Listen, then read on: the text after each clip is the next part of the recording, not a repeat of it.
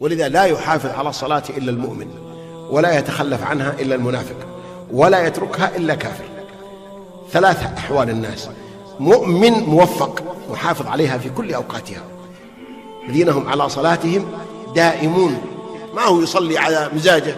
بعض الناس يصلي صلاة على الكيف وعلى المزاج، إنه صاحي جاي يصلي، وإن كان نايم ما قام، وإن كان عنده مباراة يشوفها المباراة عنده أهم من الصلاة، وإن عنده مثلا ضيوف ولا عشاء ولا شيء، المهم الصلاة دي في ذيل برنامجه وفي يعني آخر اهتماماته، هذا ما صلى، هذا متلاعب. المصلي الحقيقي الذي صلاته في قمة اهتماماته، بحيث إذا جاء وقت الصلاة يترك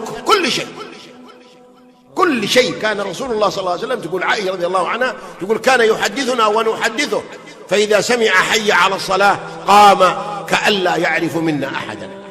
وكان السلف الواحد يوزن فيسمع الأذان ما يغلق الوزن، يوضع الميزان، يقول ما يصلح، خلاص انتهى الصلاة، جاء وقت الله عز وجل. فالذي يحافظ على الصلاة هذا المؤمن، أسأل الله يجعلني وإياكم منهم.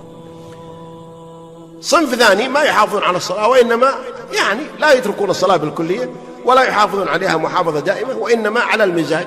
صلاة الفجر يصليها الساعة 6 الساعة 7، أي نعم، إذا قد بيروح الدوام ما يقوم للصلاة، يقوم للدوام، بدام أنه قائم بيصلي. لكن طالع في يوم الإجازة، يوم الجمعة ويوم الخميس، أي نعم، ما يقوم إلا مع الظهر. ليه؟ لأن ما في دوام. إيش اللي يقومه في الصباح الساعة 7 و8؟ يقومه الدوام. لكن الله جعل صلاة الفجر امتحان لأهل الإيمان. ولهذا إذا أردت أن تعرف هل أنت مؤمن أو منافق، لا تسأل أحد، اسأل نفسك عن صلاة الفجر. إن كنت من أهلها وبانتظام فاعلم أنك مؤمن، وليس بينك وبين الجنة إلا أن تموت. أي نعم. إن كانت الأخرى صلاة الفجر ذي ضايعة، فليعلم البعيد أنه منافق، وليس بينه وبين العذاب إلا أن يموت. والدليل حديث رسول الله صلى الله عليه وسلم المتفق عليه في الصحيحين في البخاري ومسلم، يقول صلى الله عليه وسلم: أثقل الصلوات على المنافقين صلاتي العشاء والفجر. أثقل شيء. ليه؟ لأن الله جعلها في وقت النوم، وقت الراحة، وقت الدفء، وقت يعني السكون في البيت. ليه؟ امتحان. ولا لون ود الناس ان صلاة الفجر انها الساعة 7 علشان قومة واحدة، صلاة ودوام. لكن لا، قومتين، قومة للصلاة وقومة للدوام. انظروا إلى الناس كيف يقومون للدوام وكيف يقومون لصلاة الفجر. شوفوا صلاة الفجر كيف الناس قليل يتقاطرون، واحد.